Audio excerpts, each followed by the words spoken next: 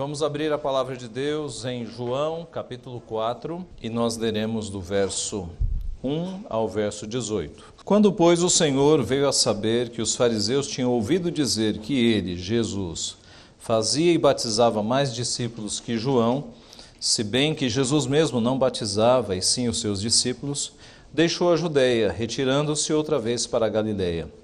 E era-lhe necessário atravessar a província de Samaria. Chegou, pois, a uma cidade samaritana chamada Sicar, perto das terras que Jacó dera a seu filho José. Estava ali a fonte de Jacó.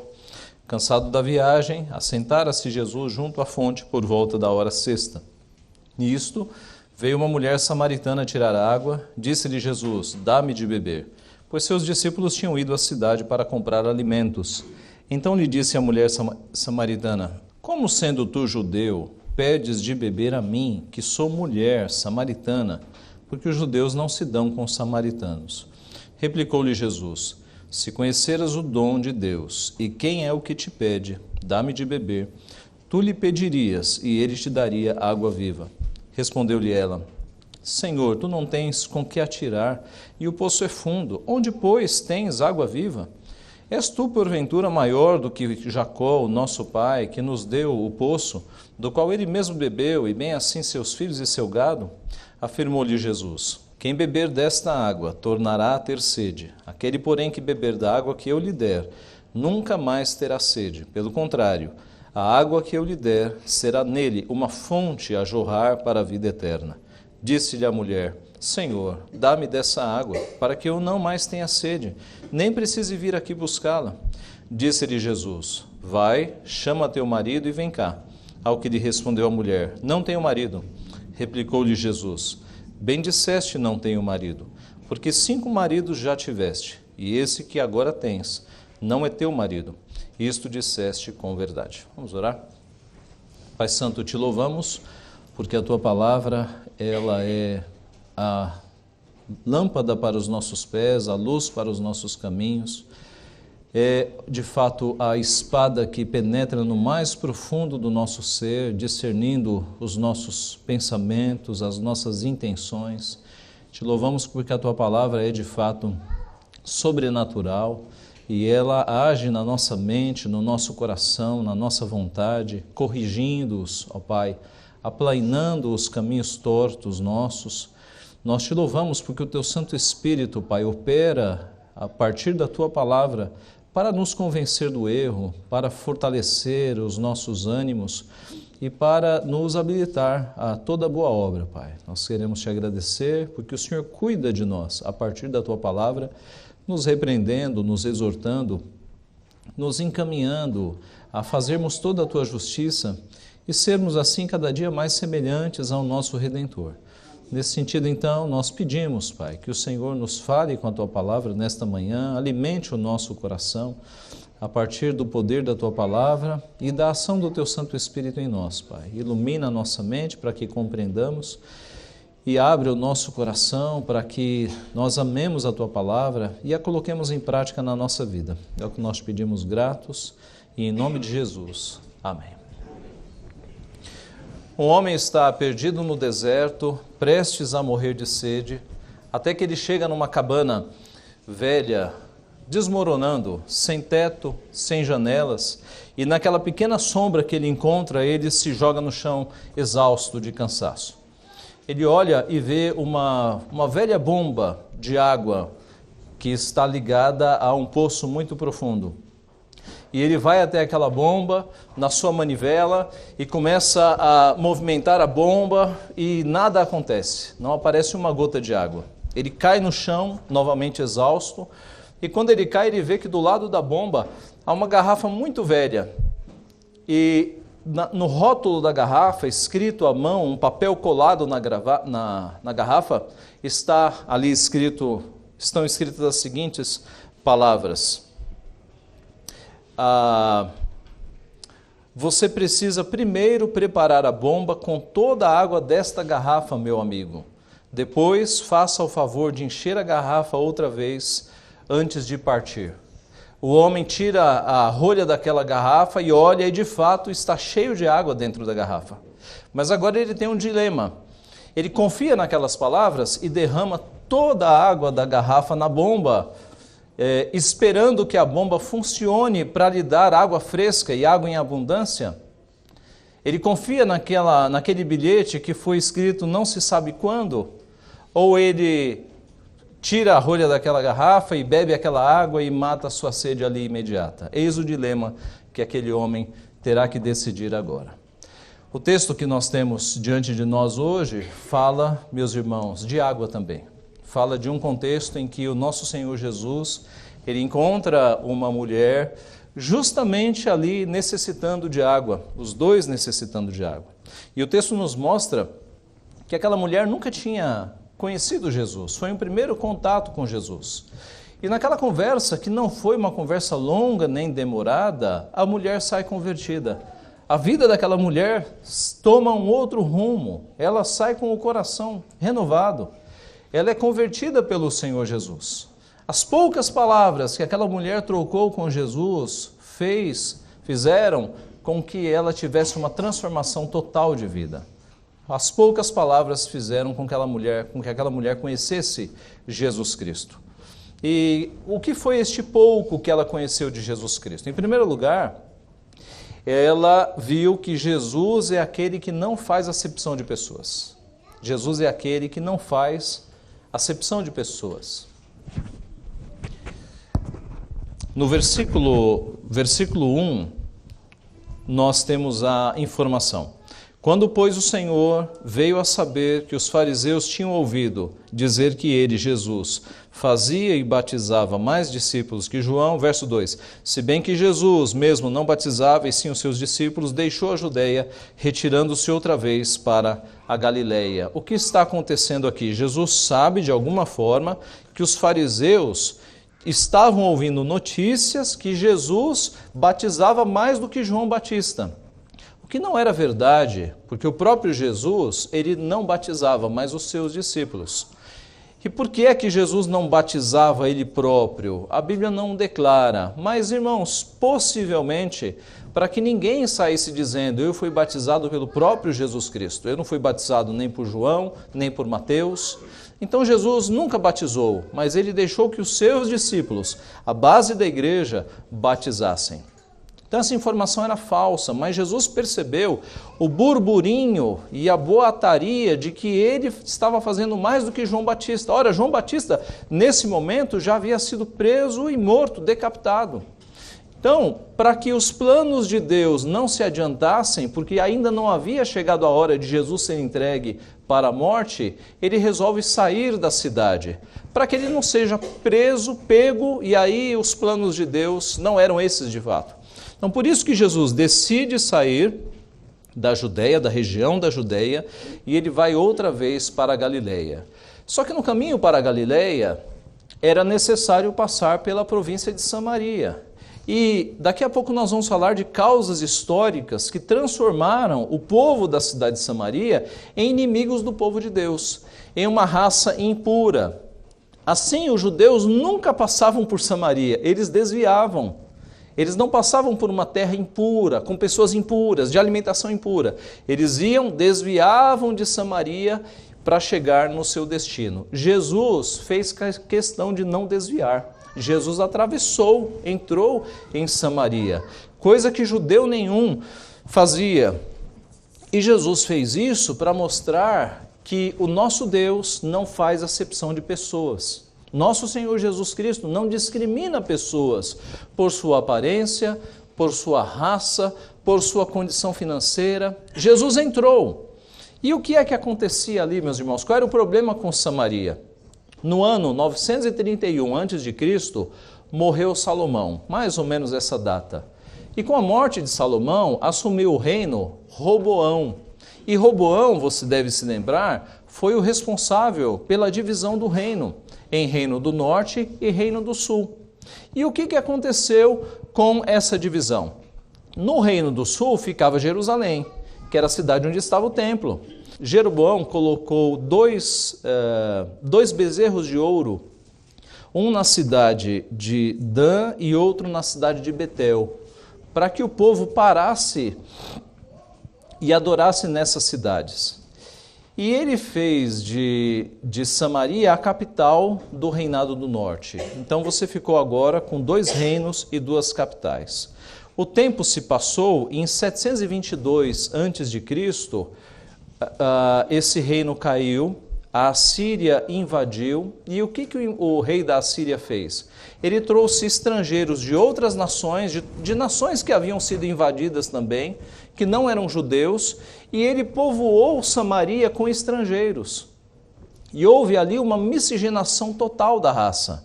E veja, meus irmãos, isso nos nossos dias parece de fato meio discriminatório, mas pensemos com a cabeça do Antigo Testamento, com a cabeça de um judeu. Era uma época em que Deus havia ordenado, vocês não se misturem com outras nações, porque as outras nações seguem outros ídolos, então vocês se preservem aqui seguindo o Deus verdadeiro. Mas ocorre que com essa invasão da Síria, Samaria foi preenchida de estrangeiros de outras culturas e que serviam outros deuses. E assim houve uma miscigenação. Historicamente, então, o povo de Samaria ficou sempre visto como um povo de sangue impuro, um povo que seguia outros deuses, por isso os judeus não se davam com os samaritanos. Eram diferenças históricas, muito profundas, mas Cristo veio justamente para quebrar este tipo de diferença. E Cristo fez questão de entrar em Samaria, mas não foi apenas uma diferença racial que Cristo quebrou, ele quebrou outros preconceitos aqui. Primeiro, quando ele conversou com uma mulher, e uma mulher samaritana. Daqui a pouco nós vamos chegar no versículo 9 e falar sobre isso. No versículo 6, nós vemos que estava ali a fonte de Jacó, e cansado da viagem, assentara-se Jesus junto à fonte por volta da hora sexta. Quando o texto fala que Jesus estava cansado da viagem, nós temos aqui um dos muitos versículos que mostram que Jesus era homem. Jesus era verdadeiro homem. Ele era verdadeiro Deus e verdadeiro homem. Daqui a pouco vai aparecer, vai se demonstrar e se evidenciar a natureza divina. Mas agora há uma evidenciação da natureza humana. Jesus está cansado da viagem. Jesus não era rico, Jesus não andava em animais, em cavalos. Jesus, como todo pobre da época, ele percorria grandes distâncias a pé com seus discípulos. E depois de uma grande caminhada a pé, ele está cansado, ele é verdadeiro homem. E ele se assenta junto à fonte. Aqui, meus irmãos, esse junto à fonte, na língua em que foi escrita, que é o grego, dá-se uma margem para traduzir como sobre a fonte. É uma palavrinha grega que tem 2 sentidos, junto ou sobre. E muitos estudiosos preferem o sobre a fonte, porque esta fonte, que era um poço na verdade, ela tinha uma grande tampa de 1,5 metro de diâmetro, mais ou menos, e 45, 50 centímetros de altura. Isso foi constatado na história, esta fonte ainda existe, e relatos antigos nos falam dessas características. Então, os viajantes se assentavam nesse degrauzinho de 50 centímetros de altura. E Jesus está ali, cansado, a mulher se aproxima. Essa tampa, então, tinha uma abertura para o balde, uma pequena abertura para que crianças não caíssem naquele poço. Uma abertura para que o balde descesse e a água fosse retirada. O texto fala também que foi por volta da hora sexta. Hora sexta é uma contagem de horário bíblico que você começa contando das 6 horas da manhã. E aí você chega ao meio-dia. Então aqui era calor do meio-dia, sol lá em cima, e que essa cena acontece. Diz o texto que Jesus se dirige à mulher samaritana. E ele pede, dá-me de beber. Isso aqui, meus irmãos, era uma coisa impensável. Um homem falar em público com uma mulher. Ainda hoje, em alguns países do Oriente, isso é uma coisa que não acontece. Um homem na rua conversando com uma mulher, isso é um escândalo. A cultura no Oriente é muito mais reservada do que a nossa. E nessa época, então, muito mais. E Jesus ele quebra aqui um paradigma, uma separação racial e até cultural, quando ele conversa com uma mulher em público. E é ele que se dirige a ela. A mulher fica tão espantada que diz no versículo 9: como sendo tu judeu, pedes de beber a mim, que sou mulher samaritana? Duas coisas, que sou mulher e que sou samaritana. Ela ficou espantada. Como é que você se atreve, sendo judeu, falar comigo que sou mulher e que sou samaritana? Porque os judeus não se dão com os samaritanos. João coloca essa observação. Outro aspecto, meus irmãos, é que, sendo aos olhos do judeu uma raça impura, nunca que um judeu poderia sentar-se na mesa com um samaritano e nem receber algum tipo de comida ou de bebida de um samaritano. E note que Jesus estava aqui sem um balde. Ele teria que compartilhar do balde da samaritana. E isso também é uma quebra, meus irmãos, de discriminação racial, porque ele beberia do mesmo recipiente que a mulher estava ali utilizando. Ela estava com um cântaro também, né? Os baldes na época não eram como os nossos baldes de plástico. Eles eram feitos de couro, eles eram dobráveis.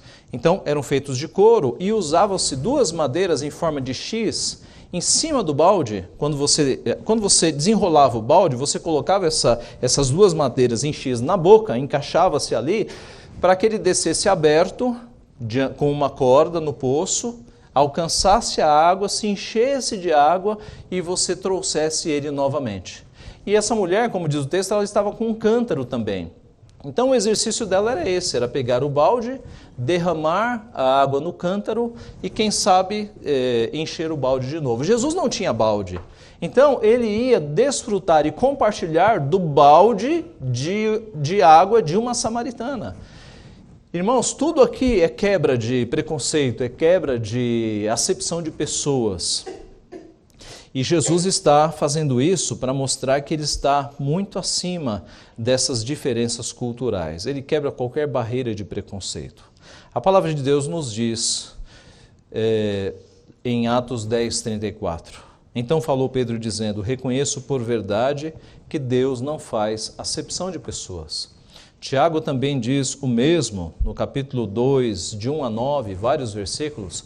Tiago escreve para a igreja dizendo do pecado que é quando chega um homem rico na igreja, com adereços de ouro, o povo da igreja recebê-lo e colocá-lo nos primeiros bancos. Por favor, sente-se aqui com toda a honra. E quando chega um pobre, mal vestido, a igreja diz: olha, fica ali no cantinho, fica nos fundos, não atrapalha. Tiago, no capítulo 2 da sua epístola, ele mostra o pecado que é você fazer discriminação de pessoas. Nosso Senhor Jesus, não apenas neste texto, mas o seu ministério inteiro, ele mostrou que ele havia vindo para curar aqueles que eram mais carentes e atender os necessitados. Ele fez alimentações com publicanos. O que era o publicano? Era um funcionário público, daí a palavra publicano. Era um judeu que havia sido cooptado para arrecadar impostos para os invasores. E por isso eles eram discriminados, eles eram marginalizados. Ninguém gostava de cobradores de impostos, né, por motivos óbvios. Mas Jesus se alimentava com estes rejeitados publicanos. Os salvou. Mateus era publicano, Zaqueu era publicano. Jesus comia com homens evidentemente pecadores da sociedade. E os fariseus, que tinham aquela aparência de santarrões, eles julgavam Jesus. E eles diziam que Jesus comia com pecadores, que ele estava de fato profanando a lei de Deus. E Jesus respondia: eu vim não para aqueles que se acham justos, que se acham sãos, mas eu vim para os doentes, para aqueles que precisam de mim. Jesus curava leprosos. Os leprosos eram discriminados, eram afastados da sociedade. A lepra era contagiosa, ainda é. E Jesus ia e tocava nos leprosos e curava os leprosos. Não tinha qualquer temor de ficar doente e não ficava. Jesus salvou bandidos.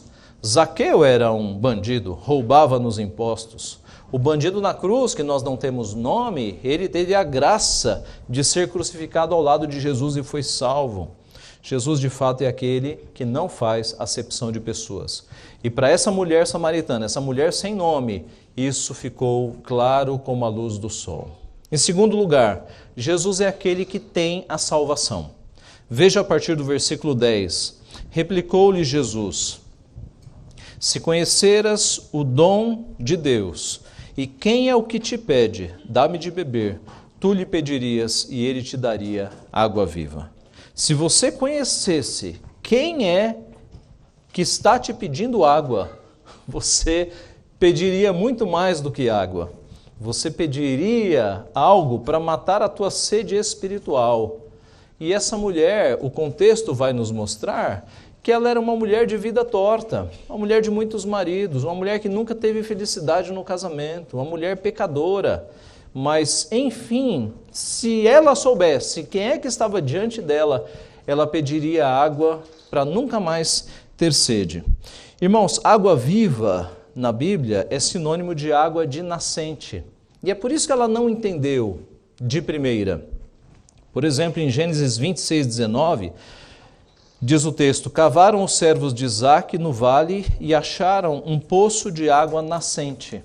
Qual é a diferença? Você tinha poços para armazenarem água da chuva, ou água que se jogava lá dentro, ou você tinha poços escavados até a fonte, até a nascente.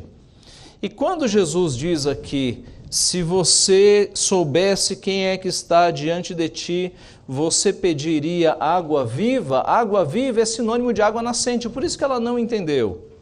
E aí a resposta dela, no verso 11, Senhor, tu não tens com que atirar, o Senhor está sem balde, e o poço é fundo. Onde, pois, tens água viva? És tu, porventura, maior que Jacó, o nosso pai, que nos deu o poço, do qual ele mesmo bebeu, e bem assim seus filhos e seu gado? A mulher diz, Senhor, o Senhor não tem nem balde, e está dizendo que vai tirar água de nascente? O Senhor é maior do que o próprio Jacó que cavou este poço?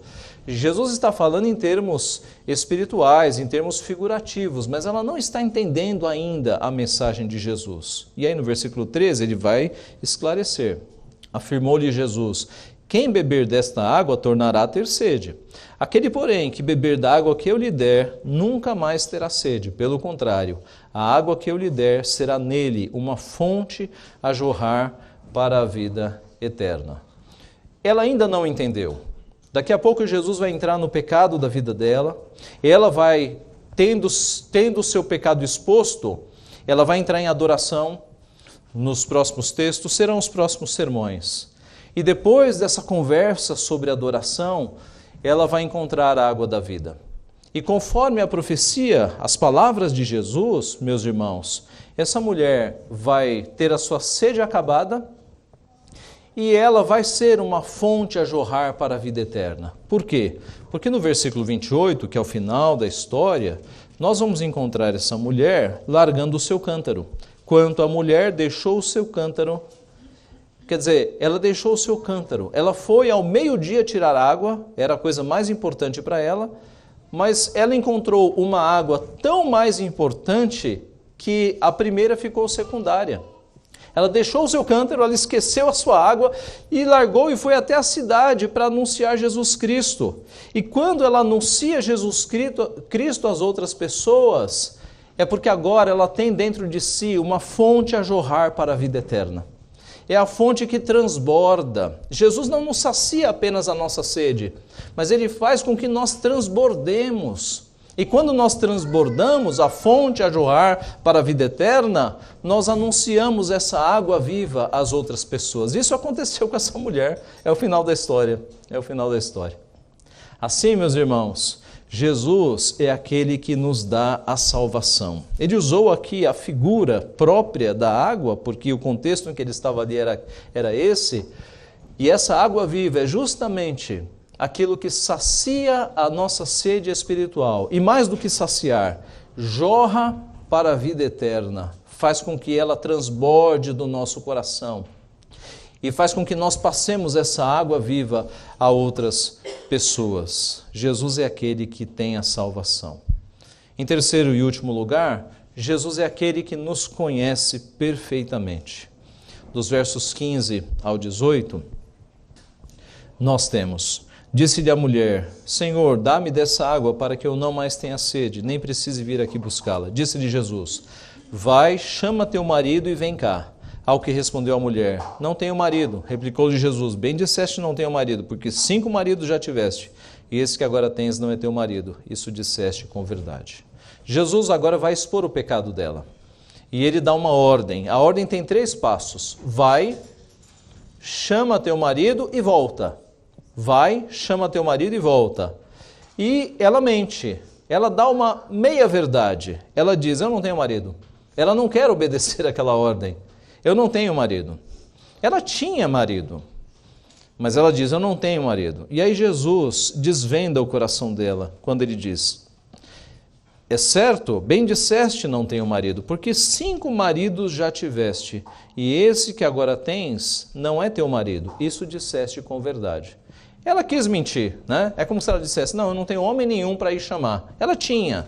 Ela diz: eu não tenho marido. E Jesus diz: é certo que você não tem marido, porque você já teve 5, e esse que está com você agora não é, pela lei, o teu marido.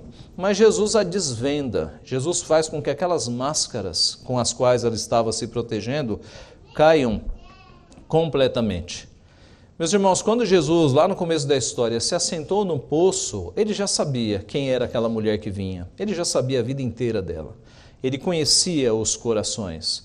E ele já sabia que ela seria alcançada, que ele apresentaria àquela mulher a fonte da água viva, e que o seu coração seria mudado, convertido, e que ela se transformaria em uma evangelizadora, como de fato aconteceu. Ela foi à cidade, evangelizou, anunciou o nome de Jesus, e muitos daquela cidade se converteram por conta daquele relato. Nosso Senhor Jesus, assim como conhecia aquela mulher, nos conhece perfeitamente. Nos conhece até mais do que nós mesmos. Porque nós, meus irmãos, como nosso coração é enganoso, por vezes nós não nos conhecemos e nós fazemos coisas que nós nos admiramos, erradas principalmente. Jesus nos conhece perfeitamente. Ele é Deus onisciente. O Salmo 139, de forma muito poética e bela, ele fala da onisciência de Deus. Há um trecho do poema que diz: Senhor, tu me sondas e me conheces, sabes quando me assento e quando me levanto. De longe penetras os meus pensamentos, esquadrinhas o meu andar e o meu deitar e conhece todos os meus caminhos.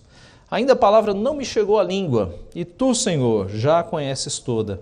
Tu me cercas por trás, por diante, e sobre mim pões a mão. Tal conhecimento é maravilhoso demais para mim. É sobremodo elevado, não o posso atingir. O Deus onisciente, nosso Redentor Jesus Cristo, nos conhece perfeitamente. Voltando ao homem no deserto do início do sermão, aquele homem estava com um dilema. Ou ele despejava aquela garrafa, confiando naquele bilhete, sabe-se lá escrito quando, na esperança de que do poço surgissem águas puras, águas frescas, ou ele abria aquela garrafa e bebia o seu conteúdo e matava a sua sede ali momentânea. Com muita relutância, então, o homem decide acreditar. E ele abre, tira a rolha da garrafa, despeja todo o conteúdo da garrafa na bomba e começa a mexer a manivela e bombear. E aos poucos aquela bomba começa a fazer barulho, e começa a chiar, e começa a fazer barulho, e sai um pequeno filete de água, e daqui a pouco sai um grande montante de água, e a bomba ela funciona perfeitamente. E ele não apenas bebe agora a água, né, que ele tira ali, ele bebe várias vezes água fresca, água cristalina. Ele enche de novo aquela garrafa, fecha com a rolha e adiciona uma nota naquele bilhete antigo. Acredite, meu amigo, funciona, é verdade. Acredite, meu amigo, funciona, é verdade. Irmãos, a mulher samaritana conheceu a Jesus e Jesus a salvou. Foi verdade na vida dela. Foi verdade na vida da maioria das pessoas aqui. Nós conhecemos a Jesus Cristo e Jesus Cristo nos salvou. Jesus Cristo saciou a nossa sede. E hoje nós temos em nós água viva. Nós temos uma fonte a jorrar para a vida eterna. Se por um acaso você está aqui e você ainda não encontrou a salvação em Cristo, saiba que é verdade. Funciona de fato. Cristo salvou aquela mulher e Ele continua salvando pessoas. E no dia que você encontrá-lo de fato, a sua sede vai acabar. A sua vida vai encontrar pleno sentido. E você terá dentro de ti uma fonte a jorrar para a vida eterna, abençoando as pessoas que estão ao seu redor. Que Deus te guie neste caminho. Amém.